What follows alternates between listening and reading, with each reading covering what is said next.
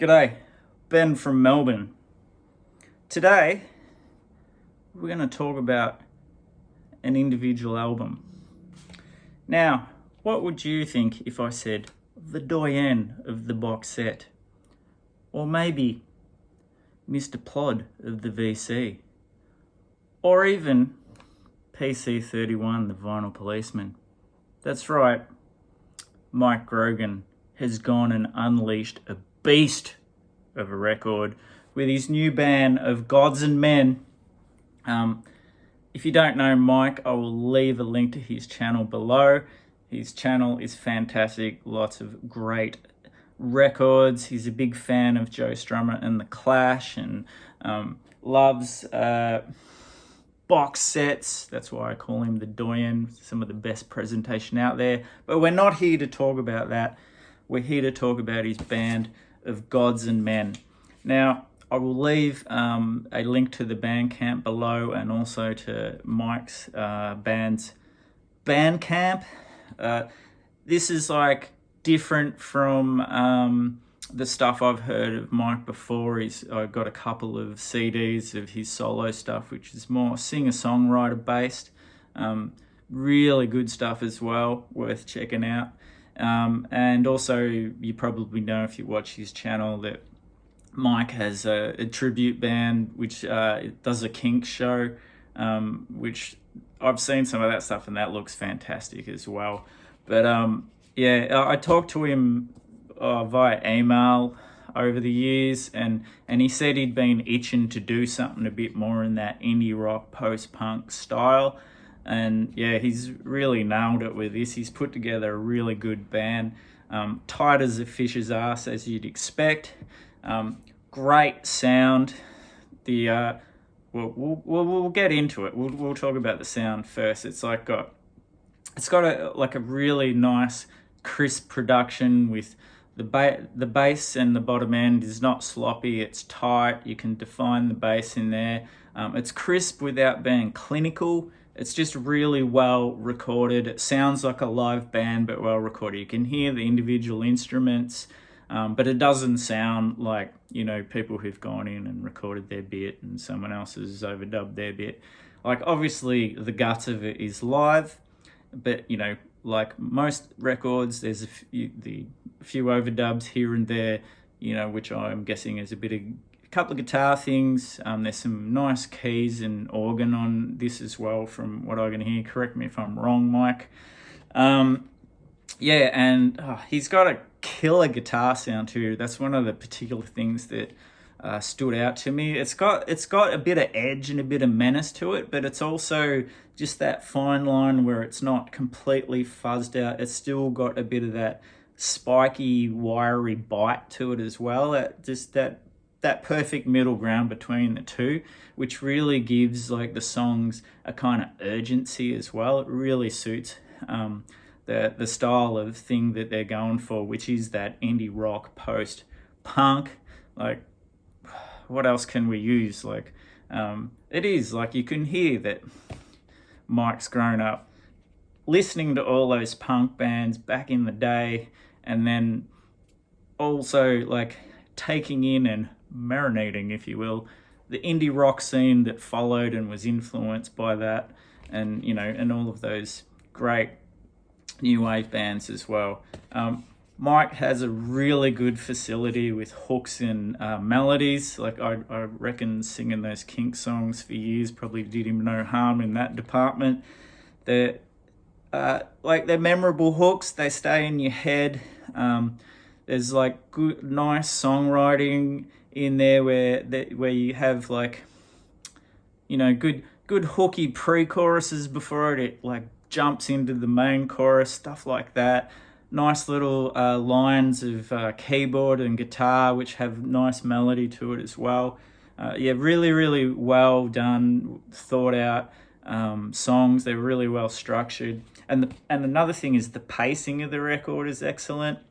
It's mostly upbeat, like it's not fast in your face, but it's got a good rhythm to it. It's only the last song, Kingdom Come, that's probably pulls things back a bit, which is a nice closer for the album as well.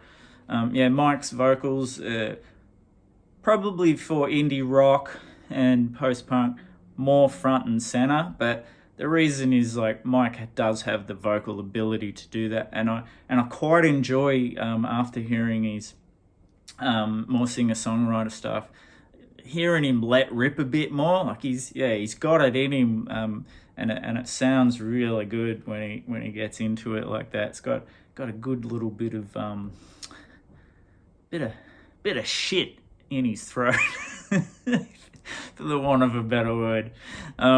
Really, really nice. And as far as the record itself goes, the packaging is really well done. As you can see, the cover's great. This is the back cover. Oh, by the way, it's called The Stair. Written and produced by Mike. And there's the Of Gods and Men website there. So there's your side A, side B, songs in there. We'll have a little look inside as well. So we've got some wordage, front and back, like really nicely done, this package. The thanks and the credits. Yeah, it says in here, recorded live with overdubs at Key West Studios, Gasport Haunts in June, July of 2025. And the vinyl itself, cool clear vinyl. Love the labels, which are like copying the front cover of the record. The vinyl's like really quiet, no noise. So in quieter moments, you're not picking up any pops or clicks. It's quite flat. It's a really nice, punchy sound, well balanced. Really nicely pressed vinyl. Really happy about that. And I don't know about you, but mine come with a special Of Gods and Men letterhead. I think you've made it when you have your own letterhead, I think, Mike. Is that right? Anyway, and the cheeky bugger slipped in a little bit of VLCT for me. So this is a 7-inch of Warren Ellis's 2 tracks, which for his film Alice Park. I don't know if you've seen that, the documentary.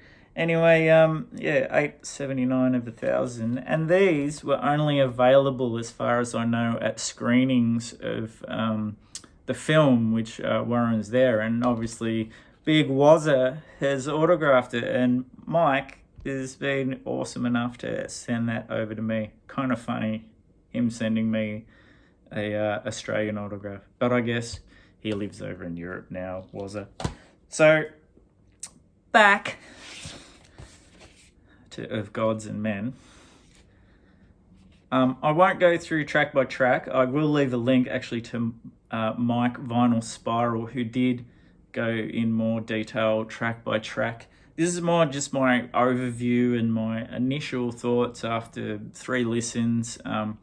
It's very easy to just flip back to the A side once it's finished. It's a playable and listenable record. I know that is kind of like an oxymoron, but you know what I mean.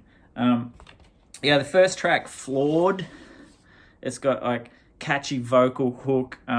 It's got that thing I was talking about with a wordless pre-chorus where Mike's doing a like Well, that was terrible. I'm sorry, Mike. Please don't let my bad vocals put that off. But it sticks in my head, and I love that bit.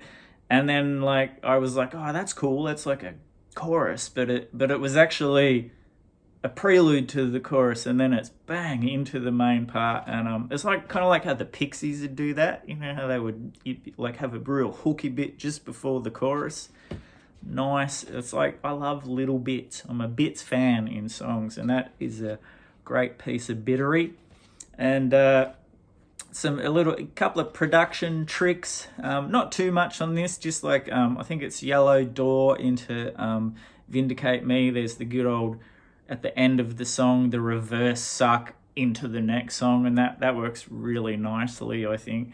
And it's just good to have. That's the difference between a studio recording and going to see a band live. Just those little tweaks here and there which make listening to vinyl a pleasure.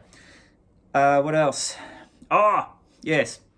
I think is Hollow, or it might be World of Pain, those songs. I can't remember. The names of songs are still working my way into my noggin. I'm getting worse at remembering songs the older I get, though. But there's a keyboard organ line which, straight away, not the same, but just reminiscent of like the horn line in the Saints Know Your Product. It's obviously not the same, but it sparked those kind of neurons in the old noggin, if you will. And if it reminds me of the Saints, that is a good thing. It was really nice. Like that's the great thing about this.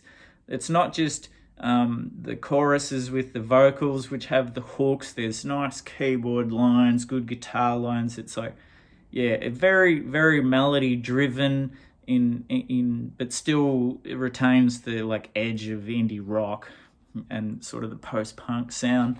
I don't know if I already mentioned, but probably it's just the last song is the slower pace one, which is actually a nice way to close out the record, I think, because the rest of it's pretty upbeat, that sense of urgency, and it just flows by beautifully, this record. It's like a really well structured record, and congratulations on Mike on such a stellar record. You should be proud of this, mate. I hope you're playing a ton of gigs to support this.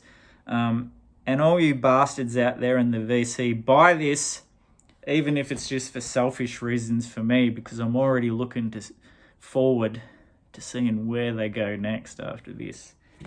All right, that's enough rhubarb and on from me.